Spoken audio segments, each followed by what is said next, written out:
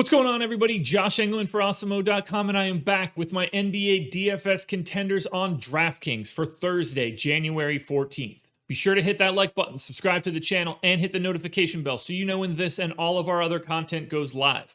Follow me on Twitter, at Josh Engleman, so you can get updates to my sim results as we get closer to lock. And finally, let me know in the comments section, who are your favorite options for this DraftKings slate? We're rounding out the bottom of my top 10 with Domantas Sabonis, Christian Wood, Yusuf Nurkic, Precious Achiuwa, and NIKOLA Jokic, who's on the outside looking in. Who will be the favorites, the top 5 plays for the day? It's time to find out. First up, we're going to Miami. Point guard, shooting guard eligibility for Gabe Vincent, 4,200, projected for 27 fantasy points. You're looking for 37 at that salary. I think he hits that goal 13% of the time. I think he's in the optimal 27% of the time. Played big minutes. I'm even trying to be a little bit pessimistic on him here, only giving him 30. Number can go significantly higher. 22% usage, 14, 4, and 3, pedestrian stats, slight pace-up spot against Philly.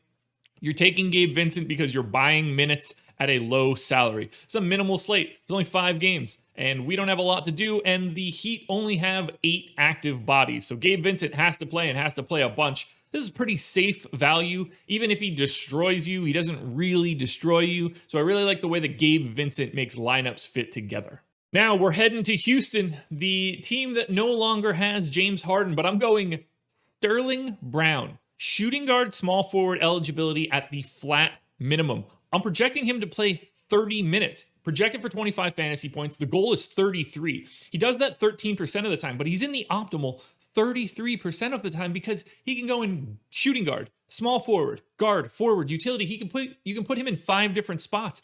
You can't normally do that with guys that are going to play 30 minutes at the flat minimum. This dude is a Swiss Army knife to the slate. Now, there might be a guy that might be a little bit better than him today, but they're kind of interchangeable. I love the idea of getting to Sterling Brown because he's just going to have to play. There's no Harden. There's no John Wall.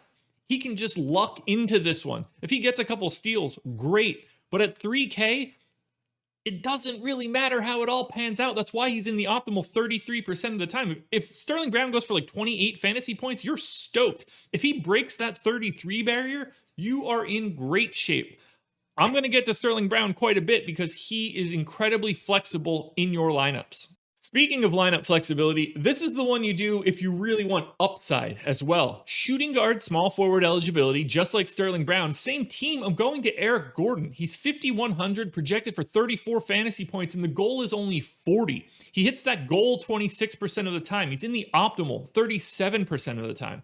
He's playing 32 minutes, and when Eric Gordon is on the floor without the other stars, whether that's Chris Paul, Russell Westbrook, James Harden, in this case, John Wall, his usage rate goes through the roof. I've got him at 28%. That makes him like a 1.05 fantasy point per minute guy. That's crazy for 5,100, particularly at a spot where he can go in 5 of the different 8 roster spots on DraftKings. 19 and 5 is a baseline, but if he's scoring, he's gonna get going. You're not worried about San Antonio's defense.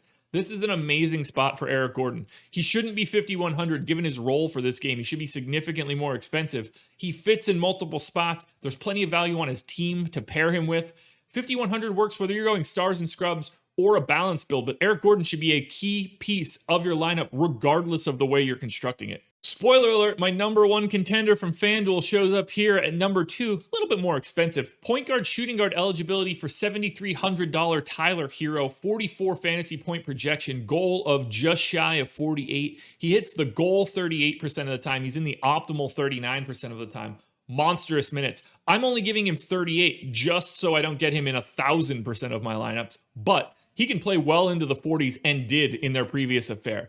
He's like a 0.11 fantasy point per minute guy with all these guys out, 30% usage. It can be even higher than that. 26, 6, and 5 as a baseline projection. Slight pace up spot against Philly, but it really doesn't matter here. Tyler HERRO is going to run the offense for the Miami Heat for most of the time that he's on the floor, and it's possible he's on the floor for 90% of this game. This is the guy you want to get coming out of Miami if you're looking for the true upside. 50 points is a very realistic scenario for Tyler HERRO. Probably does that somewhere in that 25 to 30% range. If Tyler HERRO goes for 30 fantasy points, you're going to absolutely have to have him in a GPP lineup. And I think you should. That's why he's my number 2 contender. Alrighty guys, before we get to number one last reminder, hit the thumbs up, helps me out a ton. Subscribe to the channel. We want to get to 50K by the Super Bowl, and the only way we could do that is if you guys subscribe, so please do that for me. And finally, let me know in the comments section, who are your favorite options for tonight's slate? I want to hear who you guys like. Who are your top plays on DraftKings for today?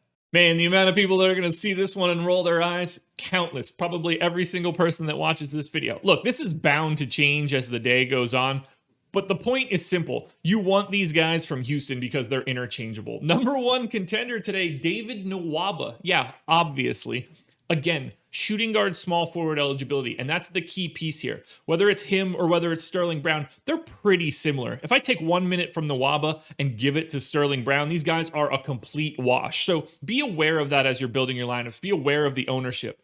But to get another guy that is guard forward eligible is so big on a 5-game slate. It allows you to get to the guys at the bottom of this top 10. You can get more Sabonis, Wood, Nurkic, Jokic. The salary savings is insane.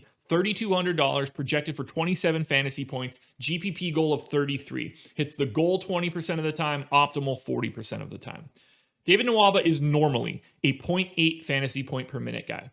Just 0.8 on the surface at 32 minutes. So I'm not projecting him all that crazy here. I did bump him up slightly, 0.04 fantasy points per minute. That's nothing. He's going to get a little bit more work just because guys are out. That has to happen. 13.5, 4.5, and 2.5 as a baseline. 1.1 steals potentially. Again, you're buying minutes. David NWABA should play north of 30 minutes. I've got him in for 32. I think that number could be higher. When you're buying minutes like this, value is boundless. That's why you see David NWABA. That's why you see Gabe Vincent. That's why you see Sterling Brown. This is the perfect spot to grab some value for Houston against the San Antonio team that I'm not all that worried about. So don't get too hung up on the fact that David NWABA is number one. Think of David NWABA as a conduit to your Tyler Herros, your Jokic's, your higher salary players. The guys that you can pay down for on Houston are what unlock the rest of your lineup. So David NWABA, which I never expected, is the number one contender on DraftKings for today.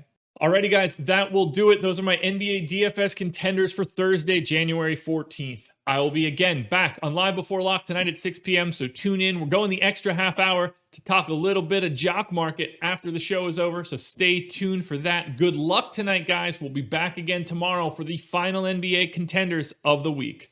Adios.